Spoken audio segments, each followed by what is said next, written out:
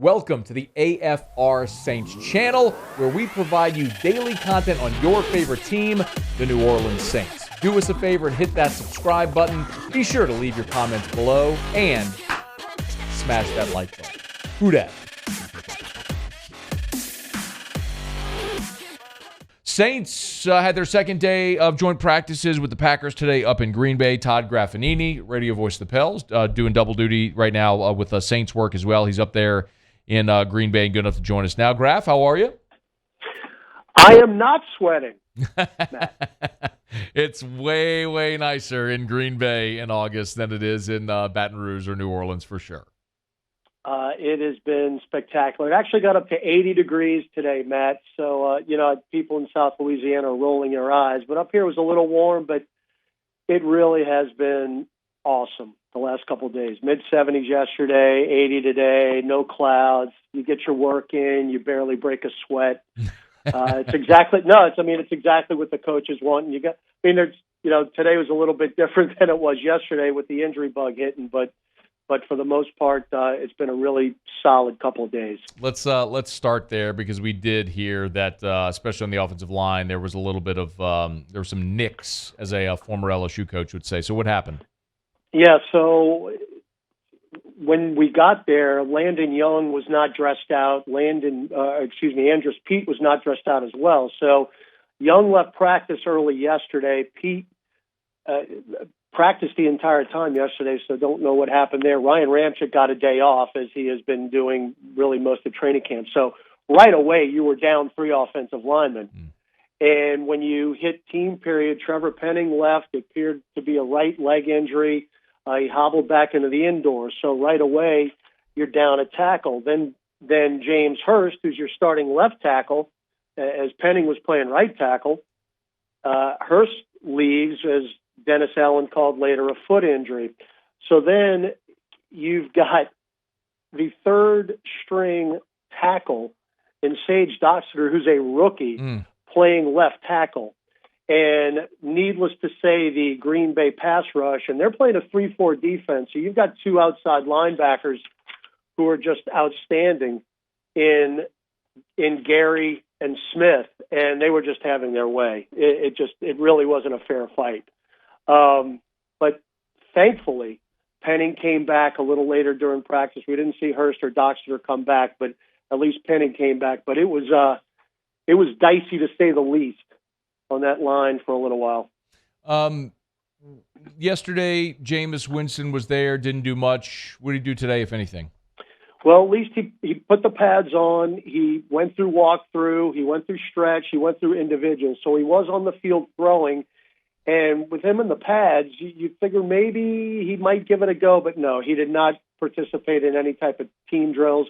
You can tell, Matt, that he's still favoring that leg a little bit, that foot. So, but again, he wanted to get out there and at least get some work in, which he did not do much at all yesterday. He just threw a little bit with nobody on that practice field. Today, he actually was doing stuff with his teammates. So, again, the phrase ramp up has been rampant, if you will, during training camp, and I think it's just part of the ramp up process. But as you mentioned last segment, Dennis Allen mentioned to the media today he will not play on Friday. So I would expect to see a little more of Andy Dalton than we saw against the Texans, and we'll see how much Ian Book plays.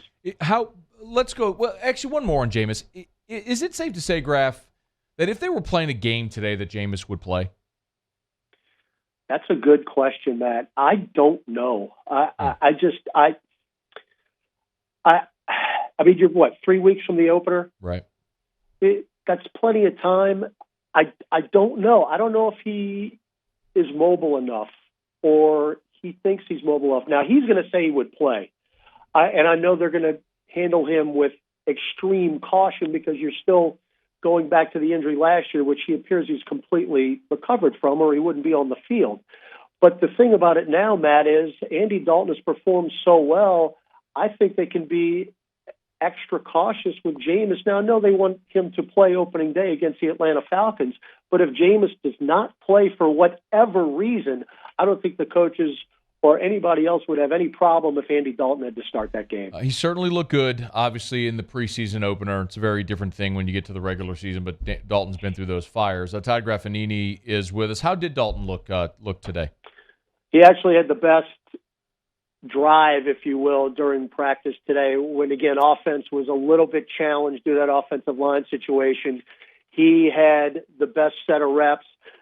Thanks to Mark Ingram, who had a 50-yard touchdown. Now, they whistled it down, called it back. It would have been a touchdown. And then Dalton, on a fourth down play, they were doing a drive situation and threw a perfect ball to Chris Olave, who had the best day of the offense in practice, a 40-yard over-the-shoulder catch on the left sideline, brought oohs and ahs even from the Packers fans down the left sideline where they were all sitting.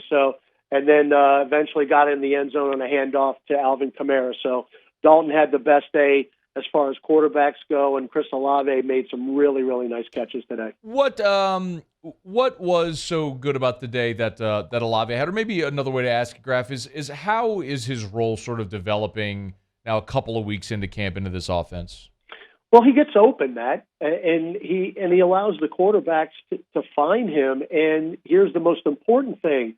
When the ball is thrown to him, he catches the ball. And, of course, you're a wide receiver. That's what you're supposed to do. And today I think we saw a little bit of the burst. Very early in team practice, he caught a 25-yard pass from Andy Dalton, and I talked about the 40-yarder a little bit later. And then towards the end of practice, during 2 minutes, he caught another first down catch on a third down situation. So it's good to see the quarterbacks going to him during these situations, and that's why these joint practices are important. I heard Sean Fazan yesterday, and he really described things well. These are manipulated reps, and it's something you can't plan for during an actual game. That's why these joint practices are so important. And going up against the opponent's one defense or two defense, which you can't really guarantee in the preseason games. I mean, nobody's going to play. For the most part, in the first team on Friday night. And everybody was playing, everybody was getting reps these last 2 days. That's why it's so important. Graf, before you go, I'll ask you what I asked Sean. Is there a player or players who you think are particularly impactful for Friday who need a big day on Friday? You know, it's interesting. Again, listening to Sean yesterday, he mentioned Lucas Krull. And I don't know if Fazan had his crystal ball out, but Lucas Krull had a pretty big day today. He caught a pass over the middle and got absolutely waylaid by one of their linebackers, held onto the ball for a first down catch during 2-minute drill, and then 2 plays later made another first down catch and a 15-yard out. So that was good. The tight end situation is one we're going to watch closely. I'm really becoming a big Jawan Johnson fan personally. He added 15 pounds in the offseason. He mentioned to the media yesterday that he's been working on his blocking big time. Putting on that weight had a lot to do with that. And he caught a touchdown pass today during red zone work. So I don't know what it is about the tight ends, but I'm looking at Jawan Johnson pretty closely, number 83. And just, speaking the obvious, and I think it has to be said, Alvin Kamara is just having an unbelievable camp. Dennis Allen talked about it. Not that it's somebody that you have to watch, Matt, but just quietly he is going about his business. He's doing everything correctly, and he's got as much a burst as he has had this year than it was in his rookie season. And I think he's just going to have a spectacular year. Did you eat cheese curds? I have. They basically, if I wanted to describe them, and by the way, Dennis Allen got presented with a plate of cheese curds before he addressed the media today. Very good. He mentioned last night. I would equate them to mozzarella sticks, except in nugget form, and it tastes maybe like a hint of a beignet, if that makes any. That's how I can describe it. But I would call it a cheese stick in a nugget form. A cheese stick in a nugget form that has a hint of a beignet. Yes. Technical from Graf there. You don't just get play-by-play guy. I'm very descriptive. Play-by-play, radio play-by-play guy. Correct. TV play-by-play guys aren't descriptive. All they do is say, pass, caught. It's like You let it's the TV. a cop-out. Yeah, let the pitchers do the job. All you do is just stand. Yeah, you stand there in a suit. That's all you do. I tell you. Hey, speaking of, Pell's schedule released today. An initial thought. I literally just. I've been so busy today doing all the Saints stuff. I literally just got to look at it. And why does the NBA hate the Pelicans, Matt? I mean, all these road games to start the year. I mean, Brooklyn, Charlotte to start. Phoenix, Clippers, Lakers in the second week of the season. But you know what? Bring everybody on. You gotta play these games, man. I guess that's what the bottom line is. You got a bunch of road games in the first couple weeks. And after that real gauntlet, then it's kind of a regular schedule. But those first couple of weeks are going to be very, very difficult. But if you go back to last year, the Pelicans should be able to take on all comers. And also a wonderful job by the social media crew at the Pels. Oh, my heavens. I did see that. If you haven't yet, there's a video. They posted a video, and it's David Griffin playing a piano at the end. Yeah. The lights are off. They got a candlestick on it. It's so good.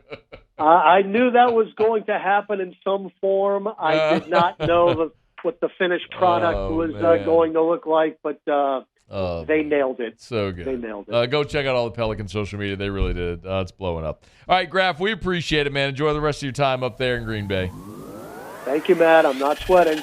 Hey, thanks so much for watching. Please leave your comments. I love to interact. And be sure to hit the red subscribe button below.